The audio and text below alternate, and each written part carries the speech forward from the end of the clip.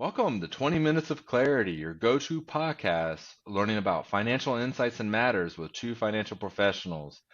Our co-host Andy Merchant out of Wichita, Kansas, and I myself, Jason Noble, here in Charleston, South Carolina. We're now starting the second part of our four-point series on assets and liquidity, cash flow and liquidity, excuse me. This is going to be more on the types of income. Now, if you only have one type of income, I want you to take notes. Okay, this is something that you definitely want to learn more about. If you have multiple types of income, great. That's wonderful. You're doing a great job. But understanding those types and how the taxes come into play is such an important factor. So without further ado, Andy, like talking about the types of income, I'm going to start with the most common Yeah. to get us kicked off, which is active income. What does that mean and how does that apply? Active income, right, is going to be what probably the majority of people. That's the most common. It's the money you trade. It's what you're trading your time for. Hmm. You go to the office every day. You get you're working for somebody or for an institution, and they're providing you income in the form of wages, and that's your W-2. And most common. That's what we're going to focus on active. But there is the self-employment active because you're still trading time for money. You're just trading your own time for your own money as we go. But let me start with the importance of knowing this is as you're going through a financial journey and you're building wealth, what you're trying to do is build cash flow independence, right, Jason? When we're out and we're helping people, we're trying to strive to, at the end of the day, how much money can we drive or how much income can we help our clients drive to themselves that are going to be, away from active. Eventually when you retire, you won't have active income. And so everything's going to shift anyway. So we might as well start that mindset approach earlier, so you have more control of your money. So, very first one is active income. Maybe the points I'd like to highlight is active income is usually got the least amount of stress with it. Right? You go in, you check in your hours, you have some motivation, but at the end of the day, you're sharing your time revenue with your employer, as we mentioned.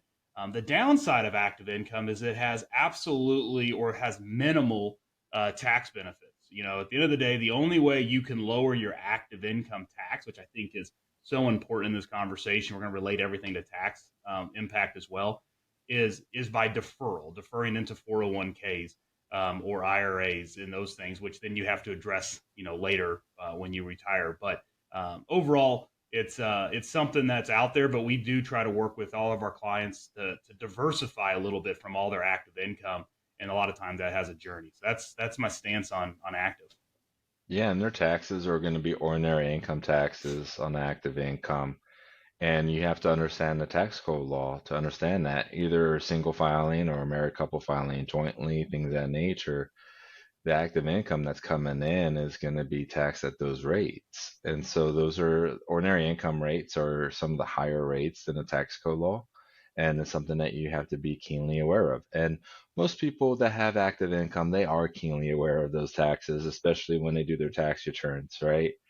So So let's go into passive income. I think that's a good segue into passive income. Andy, this is your bailiwick. Let's yeah, talk about passive now. I love passive. Before we jump into passive, sorry, I wanted to add another note for active income for those self-employed individuals that are out here listening to this.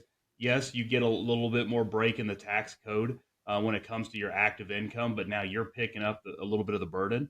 But just remember, there's certain strategies you can in place or put in force that help you lower your income, and those are things that, if you're self-employed out there today, that's when you go to clearpicturefinancial.com, get in touch with Jason and I. It's always worth a conversation of, am I doing everything I can? Because if you listened and tuned in last week when we talked about the importance of optimizing cash flow and the taxes, this is an important one that if you're self-employed, you've got that entrepreneur bug, but you don't quite have the full business benefit, check us out so you can build the more efficient self-employed Yeah, approach to it all. yeah, it's improper business structure that I see quite often that we're just seeing so much go to Uncle Sam on the self-employment tax and everything else that comes into play.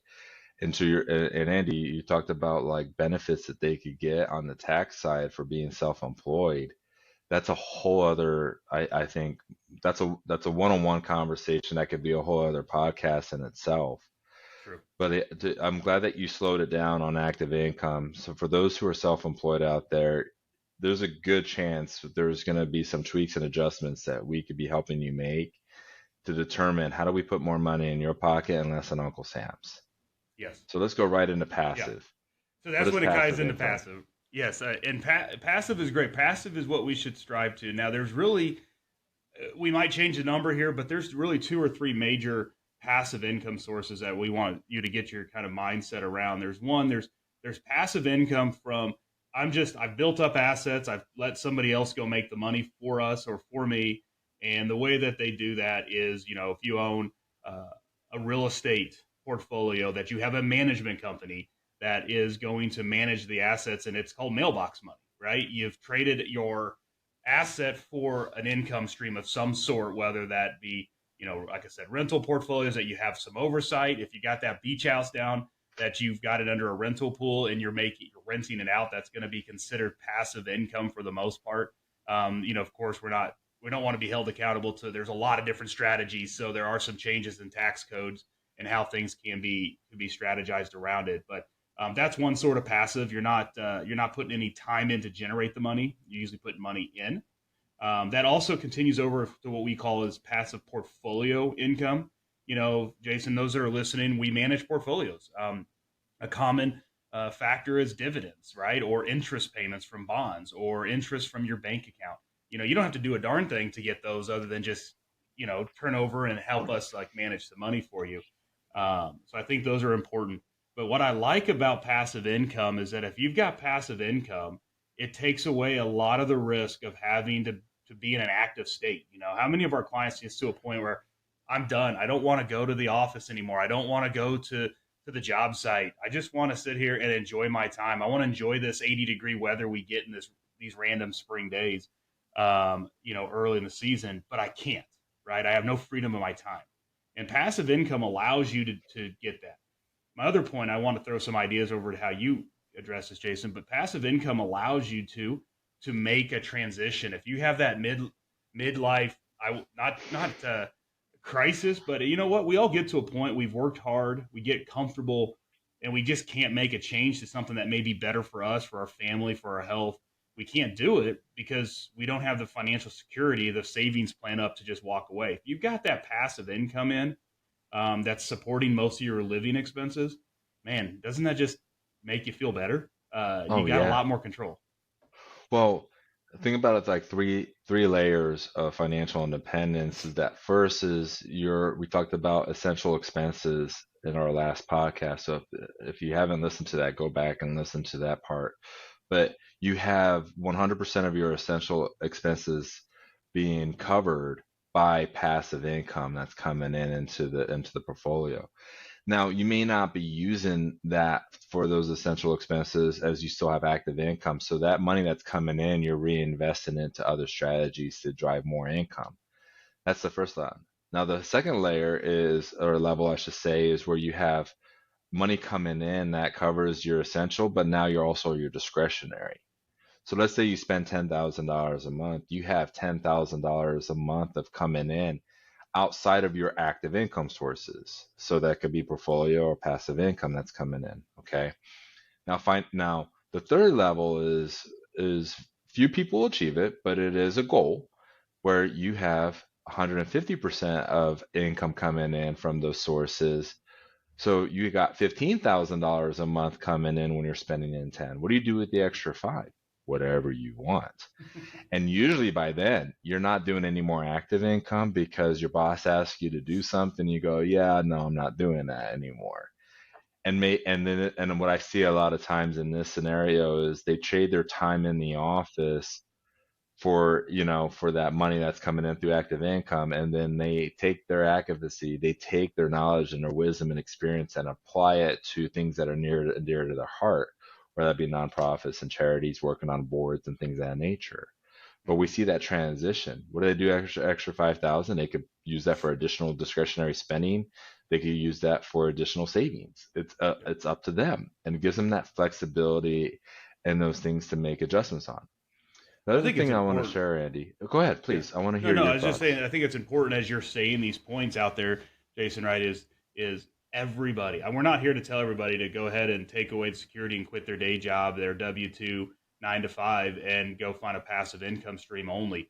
But you can start building passive income into your strategy today. You know, if you go back, and I know we're going to reference past, listen to cash flow. There's an earlier one podcast we did on asset location. We call this PPP in the Clear Picture Wealth Program.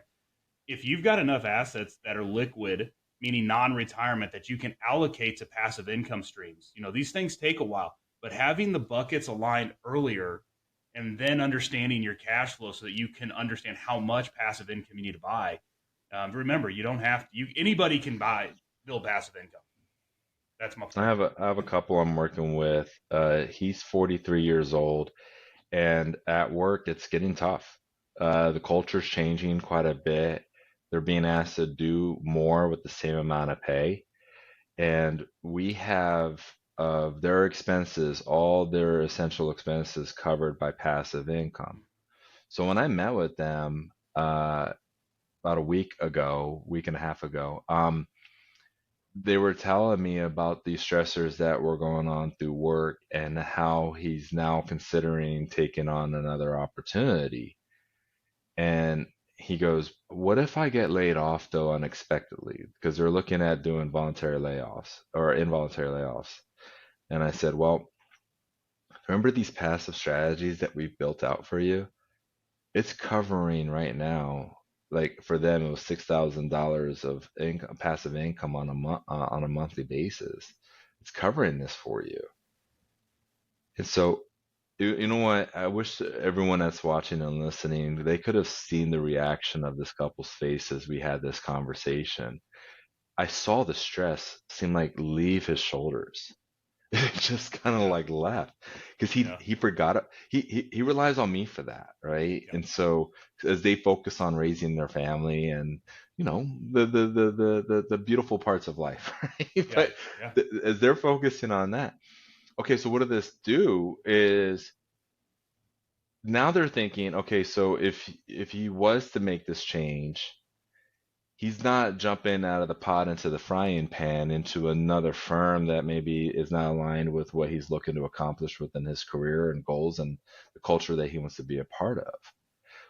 What if we didn't start this process 7 years ago of building this out, and then all of a Mhm. sudden we had the same conversation, but yet I don't have that $6,000 coming in through the passive portfolio income? Conversation is vastly different Yes. than what they had. So it gives flexibility and more arrows in the quiver, so to speak. And I like having a lot of arrows in the quiver, so we could pull the arrow out whenever we need it and use it to make the right shot, right? And it's having that flexibility. It's so important, you know. And so we're talking about active. We talked about passive. Andy, can you transition the conversation into portfolio? You touched on portfolio income. Make it very clear because this is 20 minutes of clarity. Provide clarity Hey, to what's different between passive and portfolio income.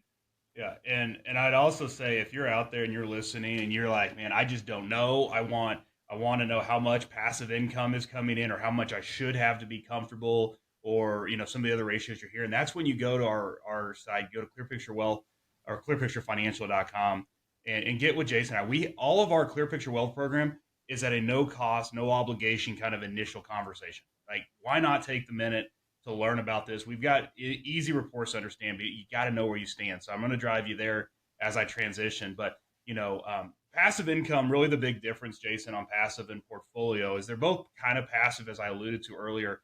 But the big difference is passive takes a lot more effort when you go out and for things that we said, right? We have to put a plan in place. Passive is really just, or portfolio is just about what you're expecting your portfolio to drive. It's the more traditional expectation. It's yield, but yield oriented. But what I want to make sure that I'm very clear on this is not all passive portfolio. Let me back up. Not all portfolio income is the same. And we talk about this. We use partners, right, Jason, that help us understand the tax impact of portfolio income. And my point of that is a lot of times is a dividend may give you a more tax favorable treatment, right? When you receive those dividends, you're taxed, but they're generally at a preferred rate. They might be in the 20%, or if we control income, much lower. The downside is not all income that is coming across as portfolio income is actually treated as that preferred treatment, and oftentimes can be at your ordinary income. Let me give you an example that a lot of people listening probably own. Is we just spent a year with a volatile market, higher interest rates. Almost everybody bought treasuries, right? Treasuries are government securities. A lot of us saw money market rates through the roof at our local banks. All of that is considered ordinary income because it's a non-qualified dividend, but you'll never see it on your investment statement, and you're probably not going to notice it on your tax return unless you review it. So make sure you understand how your portfolio income is taxed is the point of this, because it is important. But if you think it's at the preferred treatment and it's not, you have a way different tax scenario and an income source, because most of that money went to Uncle Sam versus to you. And knowing Detailed like enough? no, I think you did a really good job. In when I'm looking at different types of income scenarios and strategies, building it into the plan, I'm first looking at what is the risk of the underlying strategy, right? Risk is always going to be an evaluation. What is the distribution rate? Is it done on a monthly or quarterly basis? What does that look like? And then I'm also then looking at what is the tax drag or tax implication of those income sources. So like there's a strategy that Annie and we have access to that produces really nice income, but it's taxed at ordinary income. Well, when I'm putting that into a strategy, I'm thinking Roth IRAs or traditional IRAs for that. And not to say that I would exclude a taxable account like a joint brokerage account or a trust account. It's just I have other arrows in the quiver for those types of accounts. There's another a portfolio income strategy that Andy and I have access to where the underlying assets get depreciation on it. Well, that depreciation allows about 80% of that income coming in off that investment to be tax free because of the depreciation. Now, those that are watching that understand what I just said, right? You're also going to go, well, what about when you exit? Well, there's exit strategies that we use to kick that can down the road and not pay the taxes on the appreciation of those assets later on. So it's working with a qualified professional that's not only looking at entry into something, but what is the exit out of? And then what does that do for taxes as your holding period? And which type of accounts do you want to put those things into? Yeah. But this is all for passive income, portfolio income. These are the things in conversations that we have within the Clear Picture Wealth Program. Last but not least, we have benefits income. Okay, let's talk about benefits income for those that are watching and listening. Benefits income, Andy, you want to touch on this as well? No, I'm going to ping it back to you. I mean, you're our you've got all the designation for retirement income, so Yeah, you got retirement it. You income certified professional designation. there you That's why I go. get this question. You get Gotcha. this question, but you beat me to ask, so I'm kicking it back on the final few minutes. Okay, as we wrap up, so when you think about benefits income, think of like Social Security benefits. That could also be where you have disability benefits coming in if you're not able to work because of a disability. Another benefit that would be a benefit income would be like a pension that's coming in from your company that you retired from, right? So those are like benefits income. Um, and depending on the type of benefits income, again, taxes come into play there. For Social Security, you have to understand provisional income. You have to know what goes into provisional income and how does that impact taxes. So when you're getting a pension, uh, that's going to be taxed as ordinary income, right? So these are all the things that are really important to understand and to make sure it's being evaluated within a course of your retirement. And when you take a look at taxes, my last thing on this whole topic of income is when you're looking at taxes, it's how do you have more income coming in with less taxes? Hmm. And the more you dedicate to understanding this and working with qualified professionals that do understand this. And Andy, I feel like we're like in the minority on this. And I the agree. reason why I'm saying that with humbleness in my heart is if your assets under if your advisor is only focusing on how much they have under management or how much you go into like insurance products, they have their 2 feet planted in those spaces. They're not focusing on what is a big driving force of the Clear Picture Wealth Program and combining actuarial sciences and understanding what's going on within the market, understanding the importance of having all these different types of income coming into play with the least amount of taxes. That's what the Clear Picture Wealth Program allows me and you to execute on and our clients to benefit from. Yeah, well, and I would add as we land too on this, Jason, right? It's interesting. Our industry has so long and been valued or valuated by our clients based on return we make, and it's gross return in most cases, and then our fees are justified. But what I don't think people remember is that as I leave this little nugget out there, if you could have a tax efficient passive income stream entering retirement that allows you to optimize your benefits, your social security, your pension, so you're in the lower tax bracket, but you're generating enough cash flow to live the lifestyle you want to do in the most tax efficient manner. You don't need to rely on your portfolio to generate a return. That's when we switch over to legacy wealth conversations and then how do we hold assets. So I think it's really important that you get a good understanding of your income. We're here, we're happy, we're really, we feel that we're strong at outlining those for you so you can make those informed decisions. But I think that the next step is you got to get a hold of us so we can talk to you through these strategies. Go to clearpicturefinancial.com, look over our videos, scroll down, enter in your information to schedule an appointment. That was Andy, the man merchant. I love saying that for you, Andy. And I'm Jason Noble, and that was 20 Minutes of Clarity. Have a great day. We'll catch you next time.